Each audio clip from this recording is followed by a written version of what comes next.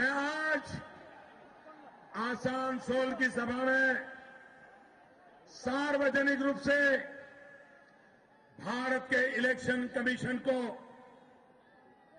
गंभीर शिकायत कर रहा हूं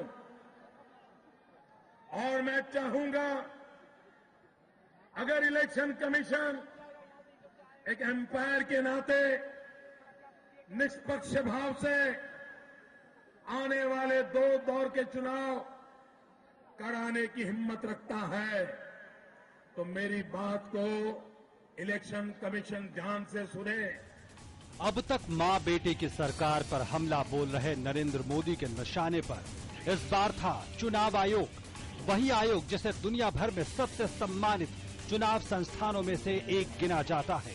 चाहे इंदिरा की सरकार हो या फिर जनता पार्टी की उम्मीदों भरी आंधी या फिर वाजपेयी की सत्ता तक पहुंच, ये सारे बदलाव उसी चुनाव आयोग की देखरेख में हुए।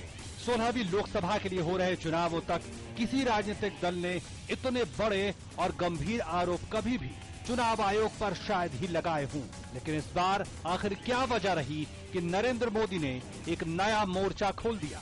7वें चरण में यूपी की 14 सीटों के लिए चुनाव को लेकर मोदी की नाराजगी कुछ ज्यादा ही थी।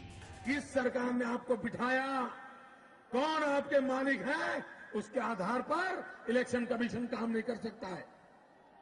मैं बहुत गंभीर आरोप लगा रहा हूं। भाइयों बहनों, लोकतंत्र ऐसे नहीं चलता है। मैं जानता हूं 30 तारीख के चुनाव में कितना रिगिंग हुआ है। बात तथ्यों की करें तो उत्तर प्रदेश के आगरा लोकसभा सीट की 1 मतदान केंद्र पर, फिरोजाबाद की 3 मतदान केंद्रों पर, इटावा सीट के 2 मतदान केंद्र पर 28 अप्रैल को दोबारा मतदान हुए, जहां पिछले 24 अप्रैल को छठे चरण में मतदान हो चुके थे। इन केंद्रों पर बूथ कैप्चरिंग की शिकायतें सामने आई थी, लेकिन नरेंद्र मोदी इसे एक साजिश से जोड़ते दिखते हैं और चुनाव धांधली के दायरे को उत्तर प्रदेश, बिहार और पश्चिम बंगाल जैसे राज्यों तक ले आते हैं। चुनाव आयोग से नाराज मोदी के बारे में ये बात भी याद रखनी होगी कि 30 तारीख को अहमदाबाद में हुए चुनाव के समय आचार संहिता के उल्लंघन के आरोप में मोदी पर चुनाव आयोग के निर्देश पर पहला FIR दर्ज किया गया। मोदी ने खुद कहा था कि ये उनके जीवन की पहली FIR है और वो इसे भूलेंगे नहीं। इससे पहले आजम खान ने चुनाव आयोग को दायरे में रहने की सीख दी थी और अब मोदी भी कहते हैं कि मुझ पर आयोग कार्रवाई करे।